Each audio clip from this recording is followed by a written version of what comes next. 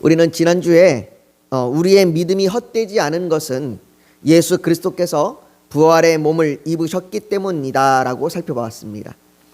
그 예수 그리스도의 부활을 보면서 우리는 우리 역시 부활할 것을 확신합니다.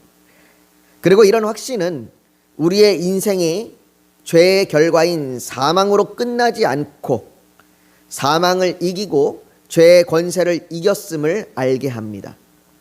그렇기에 우리는 이 땅을 죄의 권세 아래에서 살지 않습니다.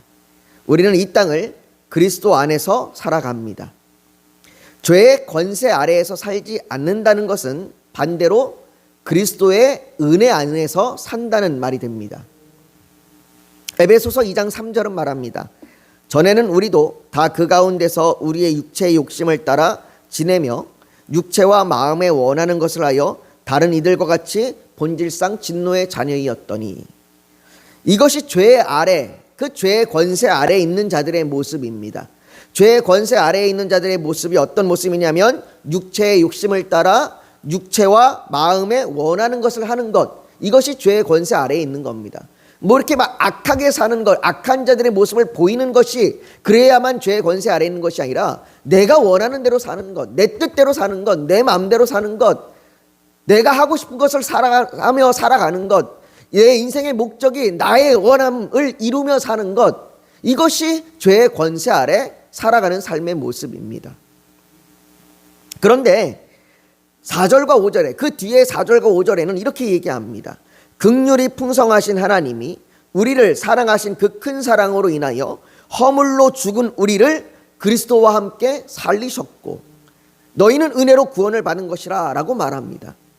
성부 하나님께서 십자가에서 죽으시고 무덤에 들어가신 예수 그리스도를 살리신 것 같이 은혜로 말미암아 우리를 그리스도와 함께 살리셨습니다.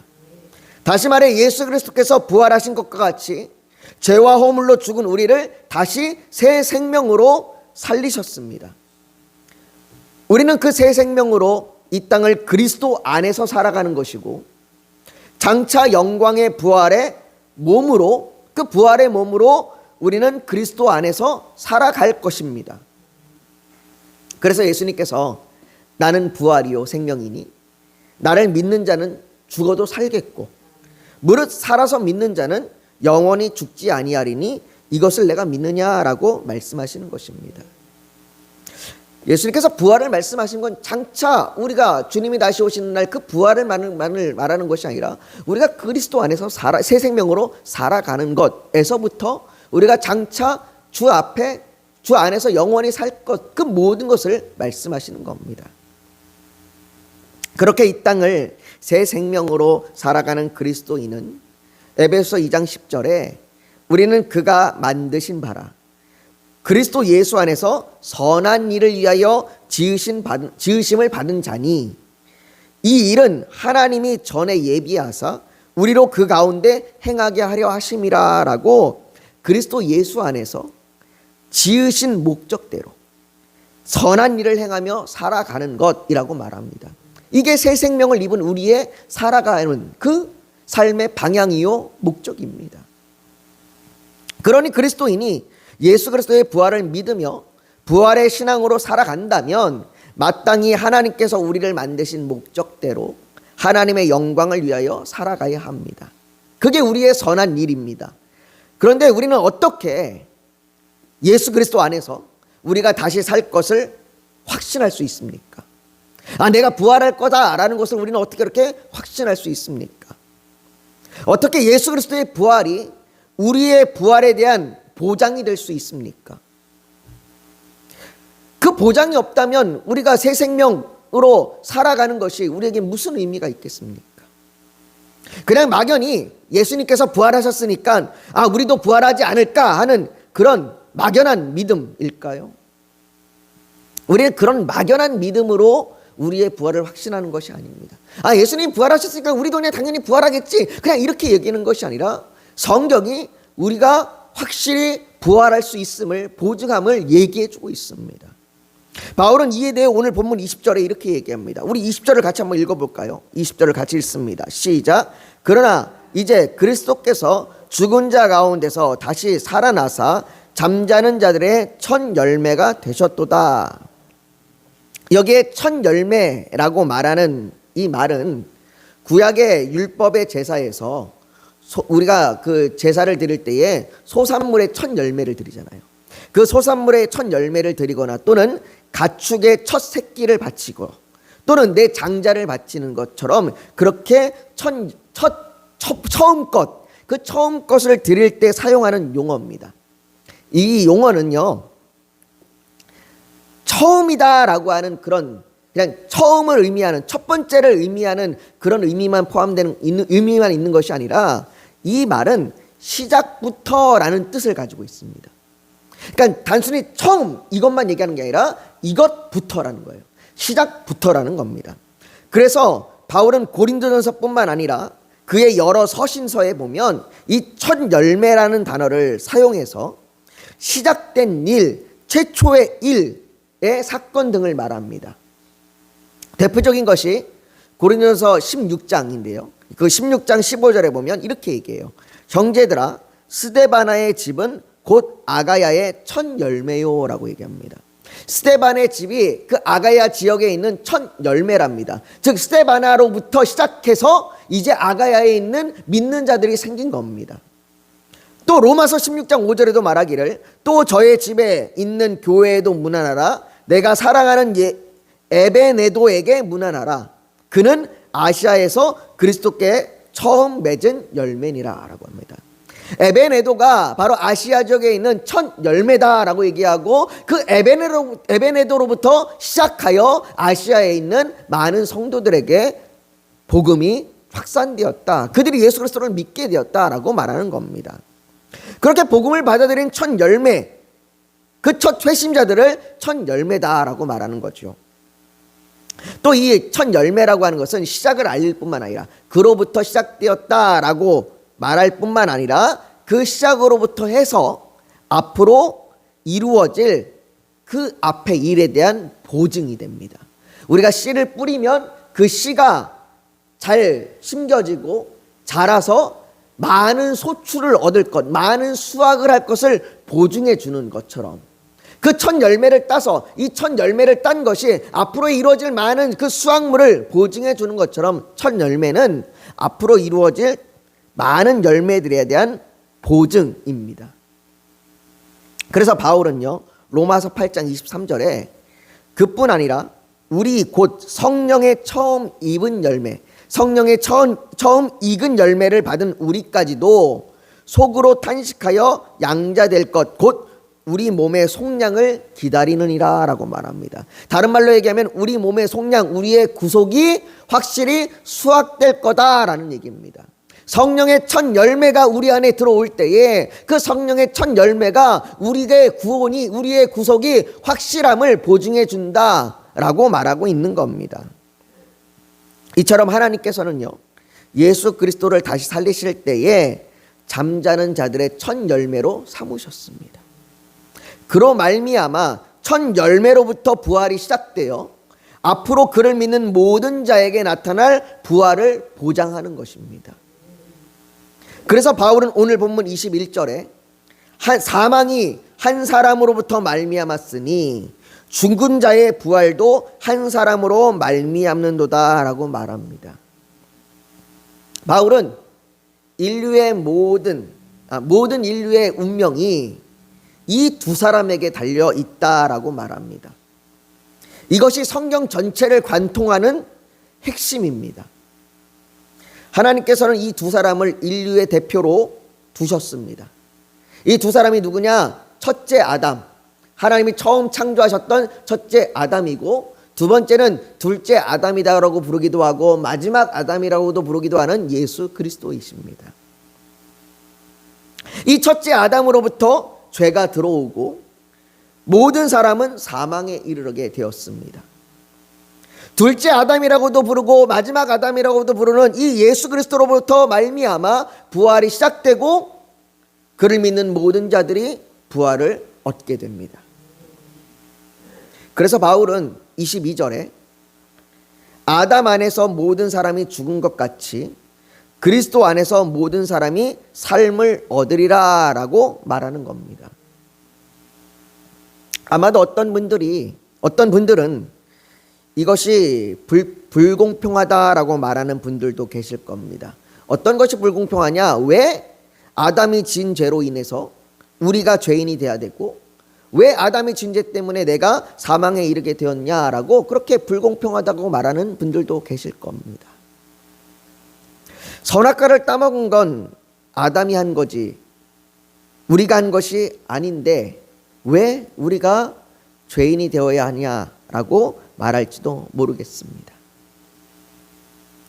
그러나 하나님께서 아담을 모든 인류의 대표로 삼으신 것은 그것이 하나님의 뜻이기 때문입니다. 우리가 하나님의 주권을 인정한다면 그 하나님의 뜻 역시 인정해야 합니다. 우리가 하나님의 선하심을 인정한다면 그 하나님의 뜻 역시 선하신 것입니다. 하나님께서 아담을 인류의 대표로 삼으신 것은 선하신 하나님의 뜻입니다. 아담이 결과적으로 불순종했다고 해서 하나님의 뜻이 선하지 않은 것은 아닙니다. 만일 아담이 아니라 우리가 그 자리에 있었다면 우리는 더 나은 선택을 했을까요? 적어도 나는 선악과 안 먹었을 거야 라고 우리는 확신할 수 있을까요? 만일을 이야기한다는 것이 어떻게 보면 의미 없는 말일 수도 있습니다. 하지만 바울은요, 로마서 5장 12절에 이렇게 얘기해요.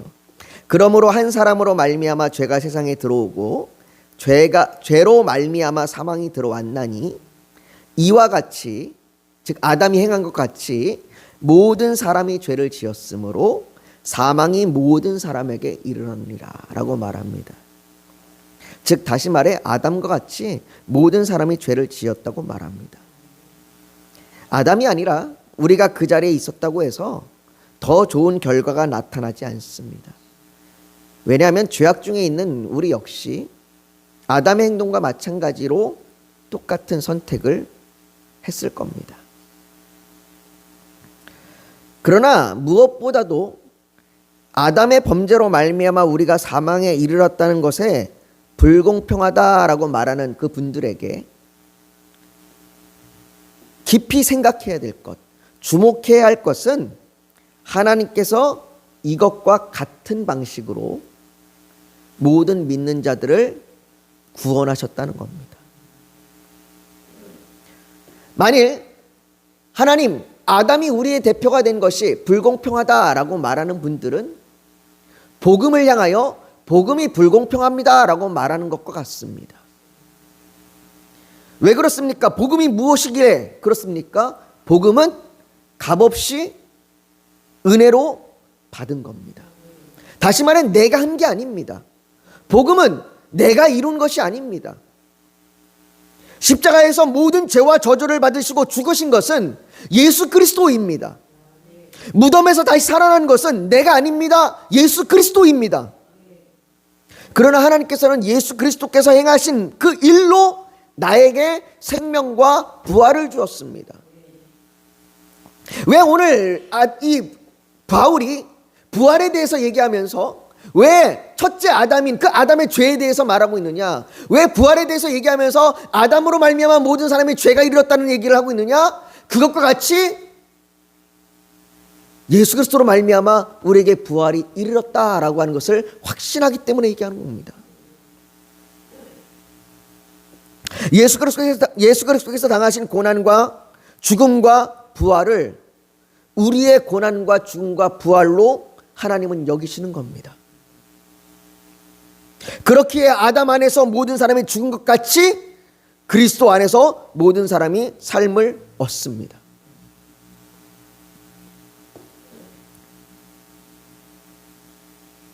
예수님께서 우리의 모든 인류의 대표가 되셔서 그렇게 우리를 부활에 이르도록 첫 열매가 되시고 우리에게 부활을 확신하게 하시는 겁니다. 여러분, 우리는 아담 안에 있지 않고 그리스도 안에 있습니다. 예수 그리스도의 죽음과 부활은 아담의 범죄로 말미암아 어쩔 수 없이 택한 하나님의 플랜 B가 아닙니다. 하나님의 두 번째 계획이 아닙니다. 사도행전 3장 20절과 21절에 보면 이렇게 얘기합니다. 또 주께서 너희를 위하여 예정하신 그리스도 곧 예수를 보내시리니 하나님이 영원 전부터 거룩한 선지자들의 입을 통하여 말씀하신 바 만물을 회복하실 때까지는 하늘이 마땅히 그를 받아들이라. 이것을 하나님께서 영원 전부터 예정하신 겁니다. 우리의 관념은 시간적인 관념이 있으니까 아담이 뭔가를 행하고 나서 하나님이 플랜 B를 세우신 것이라고 생각하지만 아닙니다. 하나님은 시간 안에 계시지 않습니다. 하나님은 영원 안에 계시기 때문에 하나님께서는 영원 전부터 그것을 계획하시고 영원 전부터 그것을 이루신 것입니다. 하나님의 뜻은 모든 인류의 심판이 아니라 하나님께로 돌아와 하나님을 아는 겁니다. 그렇기에 하나님께서는 아담의 죄의 심판을 말씀하시기 전에 그리스도의 나심을 먼저 약속하셨습니다. 그리고 인류의 운명을 아담의 죄로 말미암아 망가진 운명이 아니라 더 나은 아담, 그 예수 그리스도로 말미암아 그 그리스도 안에 거하게 하십니다. 영원한 생명을 얻게 하시고 영원한 부활의 몸으로 우리를 더 나은 삶으로 인도하시는 것입니다. 사랑하는 성도 여러분, 우리는 이제 분명히 확신해야 합니다. 그리스도 안에 있는 자는 반드시 부활합니다. 이것이 예수님이 부활하셨으니까 우리도 부활하겠지라고 하는 그 막연함이 아니라 예수님께서 부활한 자의 첫 열매가 되셔서 그를 우리의 대표로 세우시고 그를 모든 인류의 대표로 하나님께서 약속하셔서 그 예수께서 이루신 것이 모든 그 믿는 자 가운데 적용되게 하신 것입니다. 바울은 오늘 그 본문 23절에 이 확신을 더욱 분명하게 선언합니다. 우리 한번 23절을 같이 한번 읽어볼까요? 같이 읽습니다. 시작. 각각 자기 차례대로 되리니 먼저는 첫 열매인 그리스도요 다음에는 그가 강림하실 때에 그리스도에게 속한 자요. 부활은 이미 그리스도 안에서 시작되었고 주님의 재림 때에 우리에게 완전히 이루어질 겁니다. 그러므로 우리의 육신이 점점 쇠약해지고 결국 무덤에 잠든다 할지라도 그것이 끝이 아닙니다. 우리가 장차 입을 부활의 몸은 사망과 죄와 눈물과 고통이 전혀 없는 영광스러운 그 영화로운 몸입니다. 그리스도께서 부활의 첫 열매가 되셨기에 우리는 그 동일한 열매를 거두게 될 겁니다. 이것이 우리의 확신이고 소망이며 기쁨입니다. 그렇다면 부활을 믿는 우리에게 주어진 이 삶의 정체성은 무엇입니까? 우리가 앞에서 살펴봤던 바울이 에베소에 얘기했던 에베소 2장 10절의 말씀, 우리는 그가 만드신 바라 그의 뜻대로 지으신 바라 어떻게요? 선한 일을 위하여 지으신 바다, 이렇게 확증합니다. 우리는 이미 새 생명을 얻어서 그리스도 안에서 살아가는 자입니다. 우리는 더 이상 아담 안에 있지 아니하고 그리스도 안에 있습니다.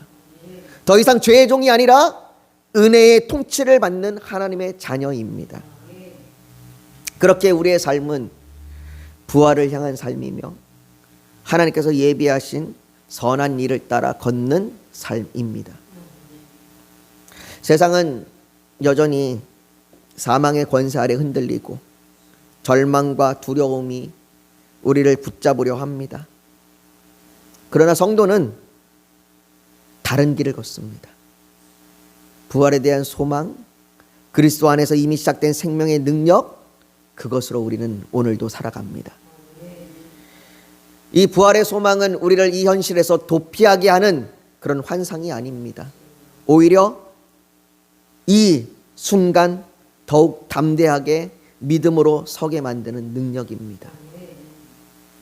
죽음 앞에서도 두려워하지 않고 슬픔 가운데서도 소망을 말하며 어둠 속에서도 생명을 선포하며 하나님의 선하신 계획을 따라 살아가게 합니다. 사랑하는 성도 여러분, 우리는 두 아담 중에 누구 안에 있습니까? 첫째 아담 안에서는 사망입니다. 그러나 둘째 아담이신 그리스도 안에서는 생명입니다. 이 진리가 여러분의 마음에 가득 담겨져서 여러분들의 마음을 붙드시기를 소망합니다. 예수 그리스도를 부활의 첫 열매로 주신 그 하나님께서 반드시 우리를 부활하게 하실 겁니다. 그러므로 흔들리지 말고 부활의 신앙으로 살아가십시오. 주를 위하여 수고하는 것, 주를 위하여 주의 뜻대로 살아가는 것, 작은 일에라도 충성하는 것, 이것은 결코 헛되지 않습니다. 하나님은 우리의 그 하나하나의 충성된 삶을 결코 외면하지 않으십니다. 하나님은 우리가 아무리 작은 일이라도 충성할 때에 그 충성된 자를 칭찬하십니다. 그러니 그리스도 안에서 이미 시작된 이 새 생명으로 하나님의 영광을 위하여 기쁨으로 걸어가는 저와 여러분들이 되시기를 예수님의 이름으로 축복합니다. 이 시간 우리 오늘 이 말씀을 기억하면서 좀 같이 기도했으면 좋겠습니다. 사랑하는 성도 여러분, 하나님께서는 우리에게 예수 그리스도를 통하여 우리에게 부활의 첫 열매로 주셨습니다. 부활의 첫 열매는 단지 예수님만이 부활하셨다라고 하는 그 환상이 아니라 그 예수님께로부터 시작된 그 부활이 우리에게 확실하게 적용되는 하나님의 약속입니다. 그러니 우리가 부활된 새 생명으로 이 땅 가운데 하나님의 지으신 바대로 선한 삶을 살아가기를 소망합니다. 그렇게 우리가 주님의 뜻대로 살아갈 수 있도록 우리를 붙드시고 도와주시고 우리 안에 그 부활의 확신 가운데 오늘도 담대하게 나아갈 수 있도록 그리스도 안에 거하여 은혜로 살아가게 하여 주시옵소서. 우리가 그렇게 결단하며 주님 앞에 부르짖어 기도하며 나아가길 원합니다. 같이 기도하겠습니다. 죄와 허물로 죽은 우리를 하나님께서 새 생명으로 부활의 생명으로 우리를 살려주셨습니다. 예수 그리스도께서 잠자는 자들의 첫 열매가 되셔서 그 예수 그리스도의 그 부활이 우리의 부활의 삶의 확신이요 증거요 약속입니다. 아버지 하나님, 우리가 그 그리스도 안에서 은혜로 살아가며 그리스도 안에서 우리가 부활의 삶으로 살아갈 줄 믿습니다. 아버지 하나님, 우리가 그 부활의 삶으로 한 걸음 한 걸음 나아갈 때에 우리에게 은혜를 더하시고 우리를 붙들어 주시옵소서. 아버지 하나님, 우리가 그 부활의 삶으로 하나님 앞에 영광을 돌리며 살아가는 삶이 될 수 있도록 우리를 인도하여 주시옵소서. 또한 아버지 간절히 원합니다.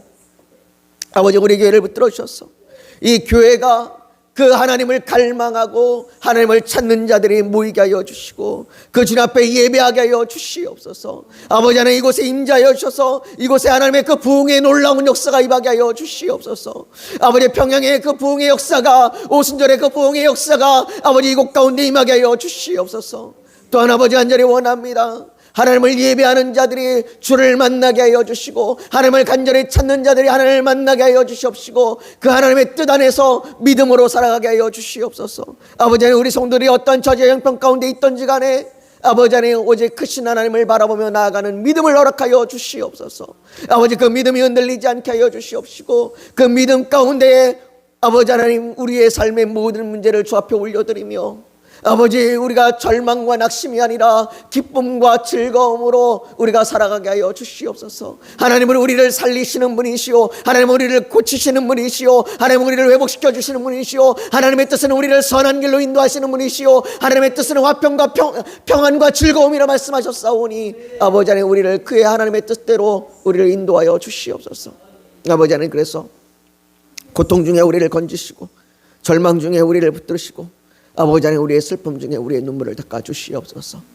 아버지 하나님, 그 놀라운 아버지 하나님의 뜻이 우리 가운데 이루어질 수 있도록 우리의 그 간절한 기도 제목들마다 아버지 하나님, 하나님의 뜻을 밝히 보여 알게 하여 주시옵소서.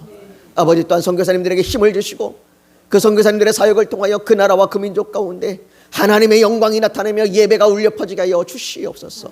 아버지 하나님, 150여 년 전 이 땅에 선교사를 보내셨던 것처럼 아버지, 그래서 이 땅에 하나님의 나라가 이루어지게 하신 것처럼 아버지, 이 땅의 선교사들을 그 나라에, 각 나라에 보내서 그 나라가 하나님의 나라가 되게 하여 주시옵소서. 아버지, 그 일이 속히 이루어질 수 있도록, 그 일이 하나님의 뜻 안에서 이루어질 수 있도록 하나님 역사하여 주시옵소서. 아버지 하나님께서 오늘 이 기도 가운데 하나님 함께하여 주시고 우리의 모든 기도 가운데 하나님의 뜻이 이루어지게 하여 주시옵소서. 예수님의 이름으로 기도하옵나이다. 아멘.